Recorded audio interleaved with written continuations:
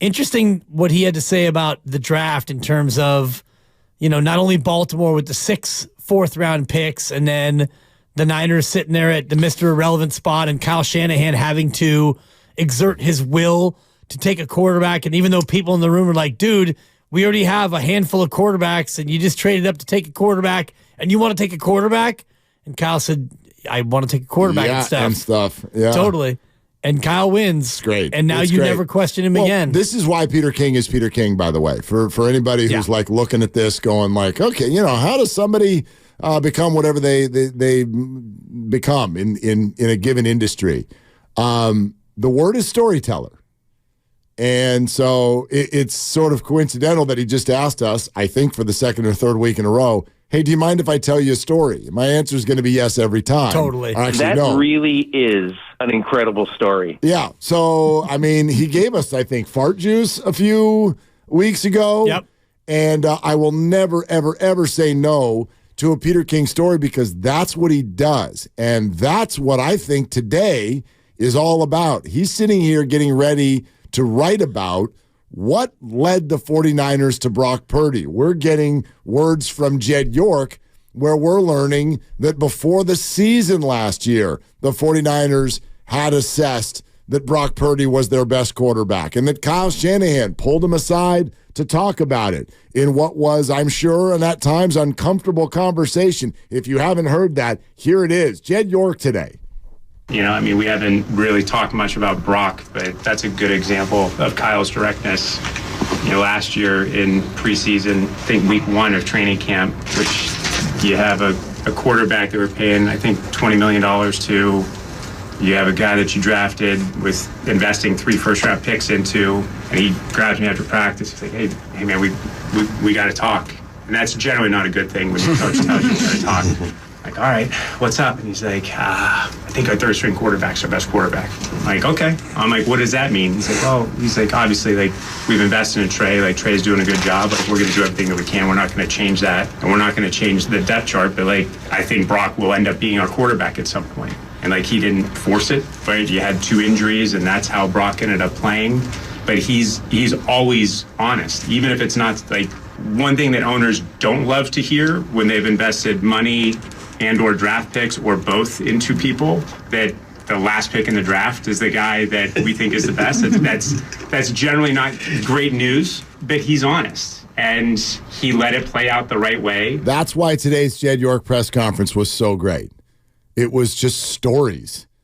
It was stories. And this is an incredible series of stories.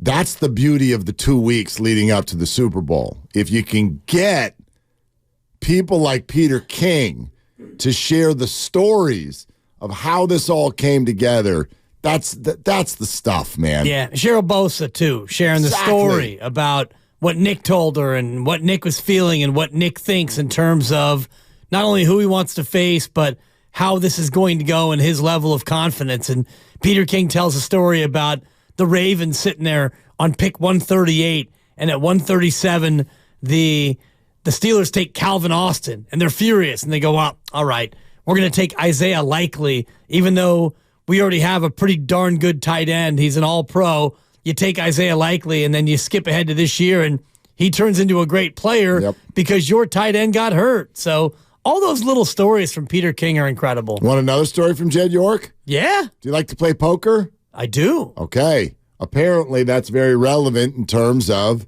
the acquisition of Christian McCaffrey.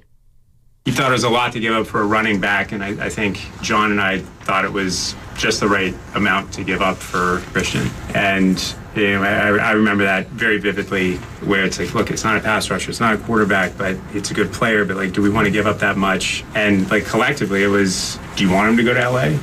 Do you want, this is where we are, right? And as somebody that plays poker a little bit, you don't go all in on 6-jack offsuit, right? When you have pair of jacks or ace king, you might not win the hand, but that's the time that you want to push your chips into the middle. And I feel that's where we were with Christian, and we did give up a lot. But I think we have one of the best, if not the best player in the National Football League on our team. And, for Kyle, because he cares so much about the overall organization. And you look at us when we draft, when we do things in free agency, it's generally on the defensive side of the ball. Like we generally do not draft offensive players super high. We're not doing a ton of stuff in free agency for offensive players. It is more that he's focused on the defense because he knows he's going to spend more time on the offense. And I think it was just making sure that he felt comfortable knowing that like, it might not work, but it's a bet that we're all willing to make. Do you know how I know that the 49ers won the Christian McCaffrey trade in terms of what they gave up? Beyond the obvious, we all know McCaffrey's been fantastic.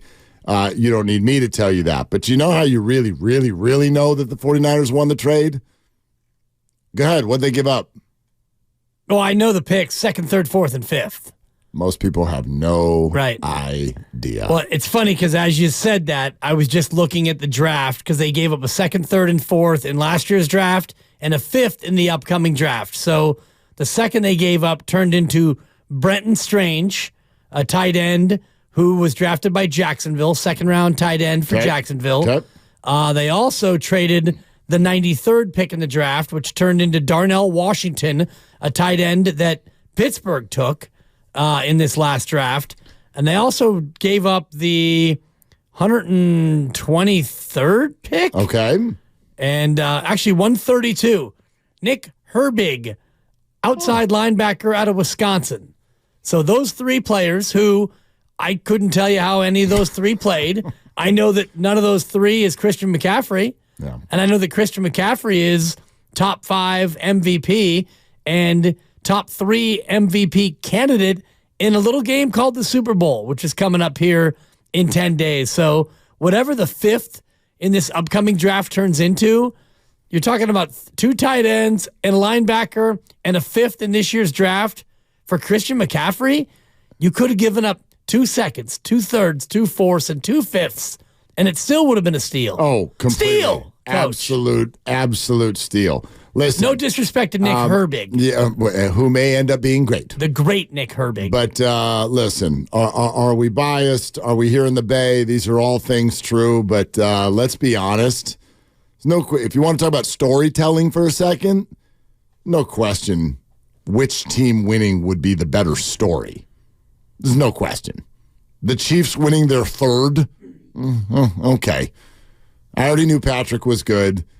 Travis and Taylor can walk off into the sunset, get engaged maybe down on the field. Yeah. Whatever. I mean, fine. There's no question what would be the better story as far as winning the Super Bowl. And it's everything that surrounds Brock Purdy, and Kyle Shanahan, Christian McCaffrey, and so many of these individuals.